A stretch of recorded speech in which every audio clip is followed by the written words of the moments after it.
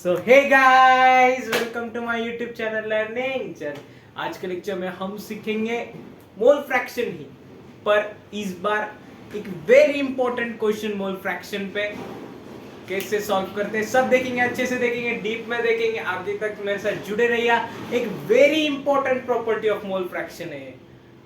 Do like share subscribe अगर आप channel पर नए तो जोश के साथ स्टार्ट करेंगे मोल फ्रैक्शन का another very important question.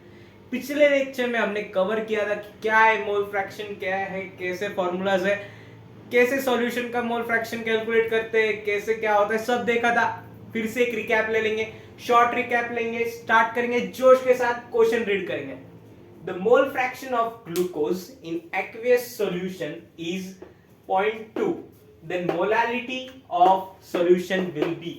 Question में पूछा है कि then molality of solution will be, और क्वेश्चन में दिया है क्या, mole fraction of glucose. Mole fraction of glucose दी सॉल्यूशन में 0.2 और मोलालिटी ऑफ सॉल्यूशन पूछा है।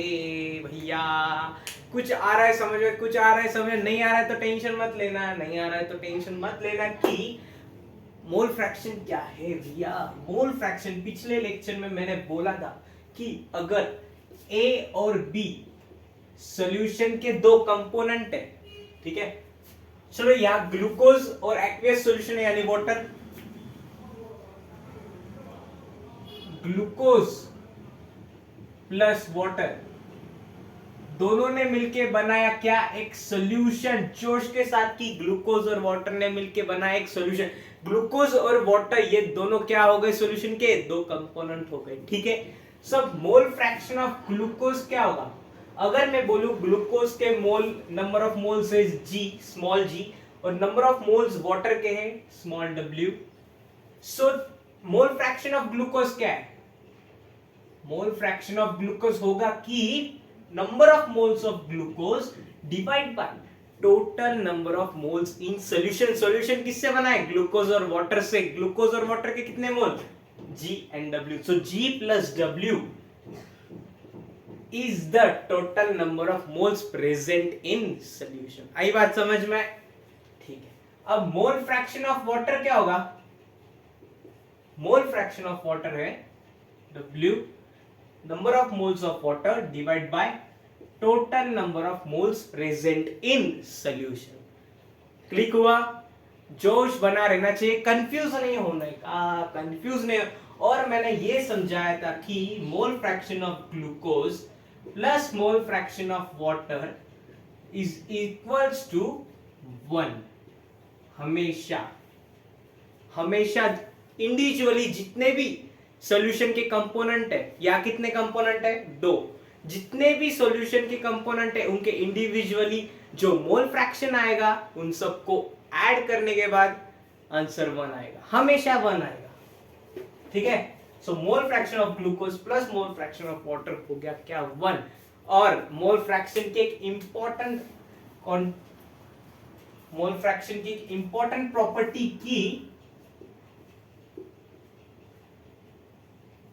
कि मोल फ्रैक्शन ऑफ ग्लूकोज ये भी लेस देन 1 है, मोल फ्रैक्शन ऑफ वाटर भी लेस देन 1 है। अब अगली स्टेप की, अब इनमें से सॉल्वेंट कौन सा, सॉल्वेंट कौन सा है और सॉल्यूट कौन सा है, ये कैसे पहचानेंगे।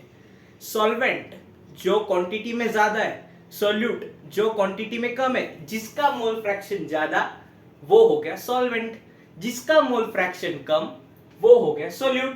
फिर से कि सॉल्वेंट क्वांटिटी में ज्यादा है, सॉल्यूट क्वांटिटी में कम है, यानी कि जिसका मोल फ्रैक्शन कम वो हो गया आपका सॉल्यूट, जिसका मोल फ्रैक्शन ज्यादा वो हो गया आपका सॉल्वेंट। सॉल्यूट और सॉल्वेंट दोनों ने मिलकर क्या बनाया, सॉल्यूशन। आई बात समझ में, हो रहा है क्लिक, ठीक है, ओके। सो अब क्वेश्चन में दिया है कि mole fraction of glucose in aqueous solution है 0.2। फॉर्मूला में डालेंगे, मोल फ्रैक्शन ऑफ ग्लूकोज है 0.2 plus mole fraction of water is equals to 1। So mole fraction of water क्या आ गया, 0.8।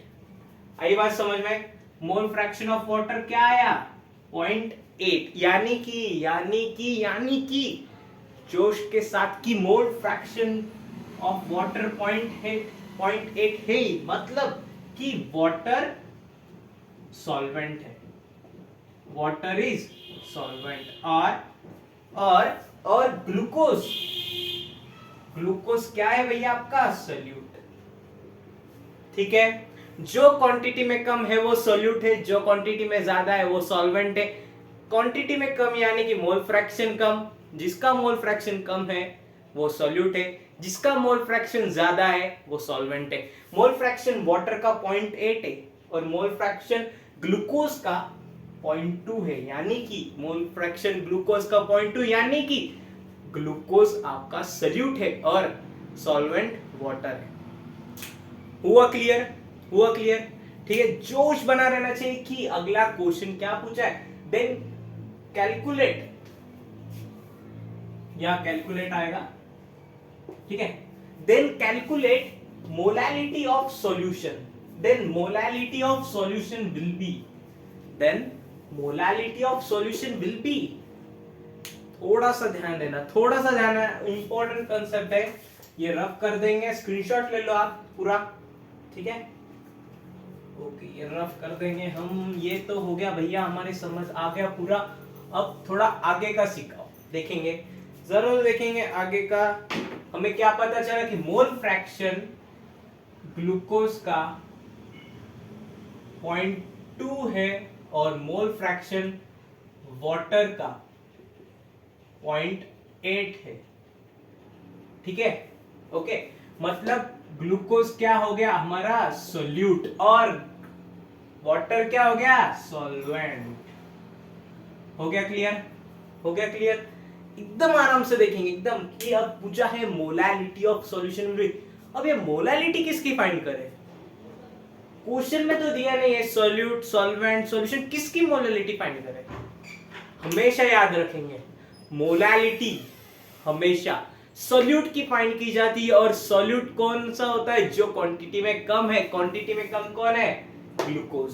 मतलब कि हमें किसकी मोलैलिटी फाइंड करनी है, ग्लूकोज की। हो गया clear, molality of glucose. Question में दिया नहीं जाएगा आपको, डायरेक्टली पूछता है कि molality of solution will B, आपको तय करना है किसकी मोलैलिटी चाहिए। हमें मोलैलिटी चाहिए सोल्यूट की, सोल्यूट है क्वांटिटी में कम, वो है ग्लूकोज, ठीक है। Molality of glucose. अब भैया मोलैलिटी क्या है, मोलैलिटी यानी सिखाया था पिछले लेक्चर में, वो लेक्चर भी आप देख सकते हो। एक शॉर्ट में रिकैप दे दूंगा कि मोलैलिटी यानी moles of solute divide by weight of solvent,